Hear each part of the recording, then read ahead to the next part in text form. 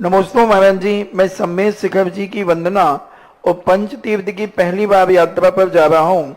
गुरुवर, वहां जाकर हमें किस प्रकार की भावना रखना चाहिए और कैसे भगवान का भक्ति आदि करना चाहिए जिससे हमें सच्चा पुण्य का बंध हो।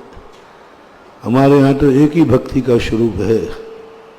कल बालक ने प्रश्न पूछा था ना, भगवान को देते नहीं, लेते नहीं, कुछ शंका दूर क्यों नहीं करते। है ही नहीं भगवान का। तो जैन दर्शन में भगवान के पास जाने का एक ही मकसद है कि जिस प्रकार आप पवित्र हुए हैं इसी प्रकार मैं भी पवित्र हो जाऊं। मैंने तो जब गिरनार जी में नेमिनाथ भगवान के सामने वंदना की तो मैंने तो एक ही माना कि हे भगवान, आप कितने पावन थे कि सबसे बड़ा पापी पत्थर होता है, स्थावर होते हैं, एक इंद्रिय होता है, और क्या आपने इस पहाड़ को छू लिया कि मुनिराज भी हजारों किलोमीटर की यात्रा करके इस पहाड़ की वंदना करने आते हैं। आप कितने पावन हैं।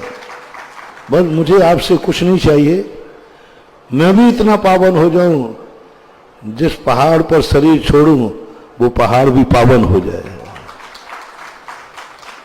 आज तक अपने पास सबसे बड़ा पाप होता है, हम जहां शरीर छोड़ते हैं वो स्थान अपावन हो जाता है।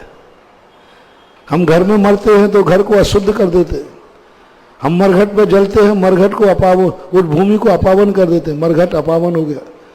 मरघट की भूमि अपावन क्यों हो गई? बोले कि हम मुर्दा जलते हैं। घर में कोई मर गया तो शुद्धि क्यों करना? बोले कोई मर गया। यानी हम जहां मरते हैं वह भूमि भी अशुद्ध हो जाती है।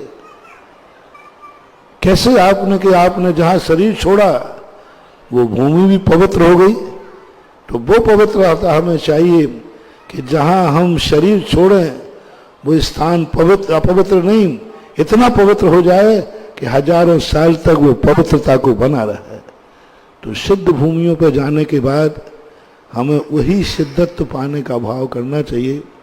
क्योंकि पूज्यवर समय सार में कुंद कुंद स्वामी ने लिखा, शुद्धम तु वियाणंतो शुद्धम चेव पयम लहद जीवो जानंतो दु अशुद्धम अशुद्धमेव पयम लहद जीवो। जो शुद्ध को जानता है वो एक दिन शुद्ध को प्राप्त हो जाता है। जो सिद्ध को मानता है वो एक दिन स्वयं सिद्ध को हो जाता है।